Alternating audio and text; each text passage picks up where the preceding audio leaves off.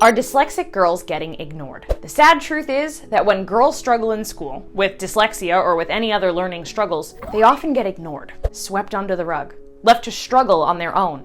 Nobody helps them. They have to work harder just to barely keep up. Then they miss out on opportunities because they have to study so hard. And that usually leads to emotional issues like anxiety or depression. Why does that happen? Well, we're going to cover that in this video. Hi, I'm Samantha from Learning Success. We produce videos to help parents embrace their child's brilliance and unleash their full potential. There may be just as many girls who struggle with dyslexia, dyscalculia, or dysgraphia as there are boys. Yes, that statement flies in the face of conventional wisdom. The common belief that is presented by the experts is that more boys are dyslexic than girls. But we're pretty sure that that long-held common belief is just wrong. And we've got some pretty good evidence to back that up. Not only that, it's this common belief that is a big part of the problem. Because many think that dyslexia is uncommon in girls, it often doesn't get looked for in girls. It gets missed, and then these girls suffer. We think this is a big problem that is just being ignored. Often, instead of getting the help they need, dyslexic girls just get put down, told to try harder, marked as lazy or stupid. We know this is common because we get so many emails from women who didn't get help and later in life realized how much it hurt them. And we also have data that shows it. In this video, I'm going to reveal that data. Even dyslexic celebrities tell the same tale. Barbara Corcoran of Shark Tank says, "I was labeled as the dumb kid that couldn't read or write." And she has said that that feeling sticks with her even today, despite of all of her success. Jennifer Aniston was quoted as saying, "I thought I wasn't smart. I just couldn't retain anything." And Cher said, "I couldn't read quickly enough to get all of my homework done. And for me, math was like trying to understand Sanskrit." Even Professor Elizabeth Blackburn, who won the Nobel Prize in medicine, said, "I had a lot of trouble in school and was put in remedial classes. I thought I was stupid." These women made it in life, but even so, the emotions stuck with them. Maybe those feelings of inadequacy pushed them to their success. Personal demons can do that, but it doesn't have to be that way. Success comes to the confident, too. Nobody wants to have to struggle with the feeling of inadequacy their entire life, but so many do. The countless emails that we get at Learning Success tell that story. Most are very emotional stories about feeling stupid and trying to hide it. They missed out on opportunities, their social lives were damaged, and worse of all, their self-esteem was damaged if they had just gotten the help they needed when they needed it most. This needs to stop, and hopefully this video goes a long way in stopping it. Please share it with someone that it might help. The subject of whether there are more dyslexic boys has been argued about endlessly. A 1990 study reported no significant differences in the prevalence of reading disabilities in research-identified boys compared with research-identified girls. But a 2004 study refuted the 1990 study. They concluded reading disabilities are clearly more frequent in boys than in girls. Up till now, the latter study seems to be more popular. More information out there claims that 2 to 3 times more boys are dyslexic. The information I'm about to show you not only contradicts that, but also gives us some evidence for the emotional toll this takes on girls. Let's get into it. The data comes from our very popular online dyslexia screener. The screener is linked in the description. The first thing we noticed was that over 60% of those searching for and taking the screener were filling it out for a girl, as seen in this chart. These people had searched for terms such as dyslexia test, landed on our website, and completed the screener. So presumably, the majority of searchers for dyslexia test are people looking for help for a girl. Yes, actually more girls than boys, despite popular knowledge saying that there are more dyslexic boys than girls. This does not settle the debate. The number of searches does not necessarily give us proof that there are more dyslexic girls. It's strong evidence, but not proof. But since it does contradict common ideas, it did force us to stand up and take notice. And when we dug deeper into the data, that's when we found something even more alarming. We believe that what I'm about to show you is far more important and far more distressing than whether or not there are more dyslexic boys than girls. What was it? Well, it was a couple of things.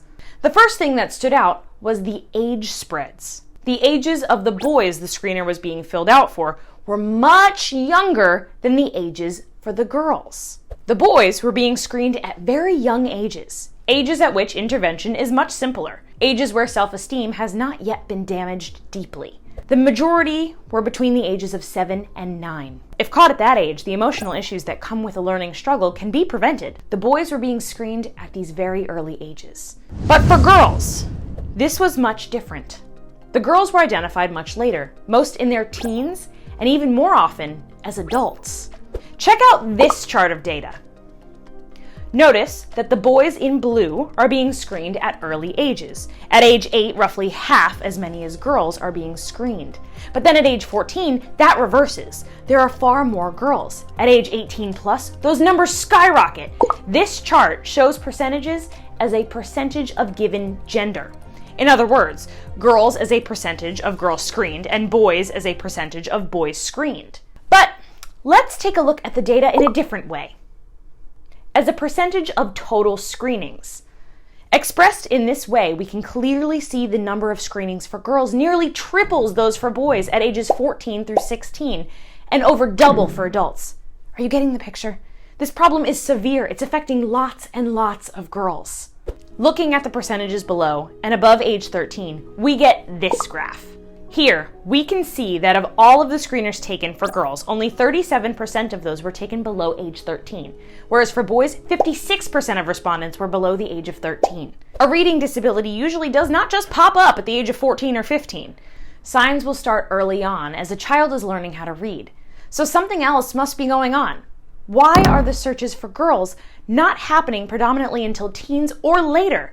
Are girls not getting the interventions that they need and therefore falling far behind their potential? Let's look at this next chart. This tells a story as well. This shows the numbers of symptoms expressed. We can see that of the girls that were screened at younger ages, they expressed far more symptoms. What that might mean is that they got noticed because their difficulties were so severe. They were less able to hide their problem. And that brings us to a possible reason why this is happening. It is very likely that this is happening simply because girls are generally more skilled socially. They are generally more emotionally intelligent at younger ages, and they can use their social skills to disguise the problem. Why would they do that?